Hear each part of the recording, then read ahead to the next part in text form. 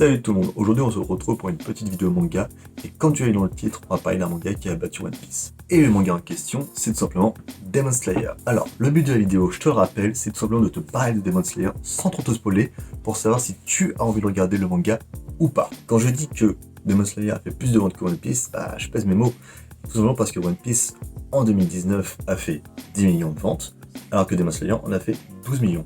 On peut donc dire que One Piece s'est fait battre par Demon Slayer en nombre de ventes durant l'année 2019. Mais Demon Slayer, c'est quoi? Déjà c'est un shonen de genre Neketsu. Et si jamais quand je dis shonen ou Neketsu ça parle pas trop, n'hésite pas à me le dire dans les commentaires, je ferai sûrement une vidéo sur le sujet. Le manga s'ouvre sur le personnage de Tanjiro, qui est un jeune homme qui vit avec sa famille dans les montagnes, et suite à un drame, sa sœur se fait transformer en démon. Pour pouvoir guérir sa sœur, il va devoir traquer le démon qu'il a transformé, ou le démon originel. Pour cela, il va devoir devenir un pourfendeur. Un pourfendeur est tout simplement un chasseur de démons qui a suivi un entraînement très dur et très rigoureux et qui peut prétendre à avoir le titre de pourfendeur suite à un examen. Donc bien sûr, Tanjiro suit cet entraînement très rigoureux, devient pourfendeur et part à la quête des démons. Donc bien sûr, la sœur de Tanjiro qui s'appelle Nezuko va accompagner son frère dans sa quête, dans son périple, afin de pouvoir la guérir. Mais Nezuko a un petit handicap, c'est qu'elle ne peut pas résister à la lumière du soleil. Pour cela, son grand frère, bienveillant et bien gentil, va travailler sa sœur dans une boîte en bois, sur son dos. Ouais, Tanjiro c'est une forme d'escargot avec un locataire. Malgré que Nezuko soit un démon, elle représente quand même la mininerie dans le manga. Elle est toute petite, elle a un petit bout de bambou dans la bouche, c'est trop mignon. Sauf que si elle met ce petit morceau de bambou, c'est tout simplement pour pas te bouffer la gueule. Ça reste quand même un démon qui bouffe des humains. Sachant qu'elle n'a jamais bouffé d'humains, la tentation est quand même très grande. Et bien sûr, ils vont pas être que tous les deux à pourchasser des démons.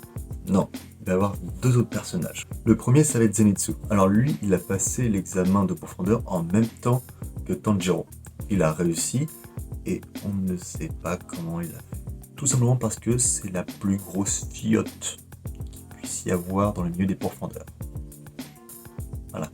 Lui, tout ce qu'il veut, c'est éviter de se battre tout le temps. Mais par contre, il y a des moments où il est bien badass. Quand il dort. Ouais, c'est une forme de ronflex.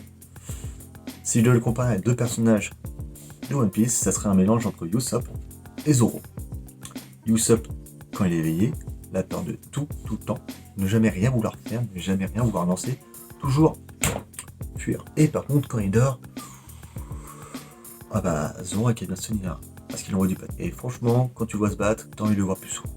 Le deuxième personnage va être Inosuke. Inosuke est un personnage atypique qui se travaille avec une tête de sanglier sur la tronche. Une botte épaisse, pas très discipliné, mais une botte épaisse. Et petit élément à savoir, c'est que lorsque tu deviens pourfendeur, on t'attribue un sable. Si tu n'as plus le sable, tu n'es plus pourfendeur, et tu perds de ton honneur. Inosuke a décidé de s'en battre la race. Ah non, lui c'est sabre, il est customise. Lui il veut pas couper, lui il veut déchirer. C'est l'équivalent de Kisame dans Naruto. Lui il ne coupe pas, il déchire.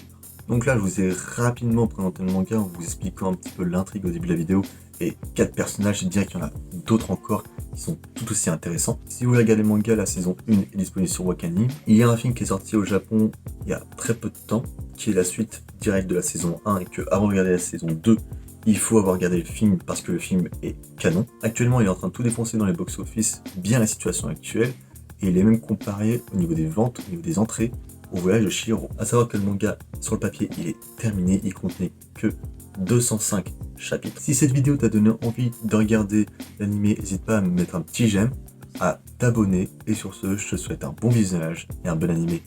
Ciao!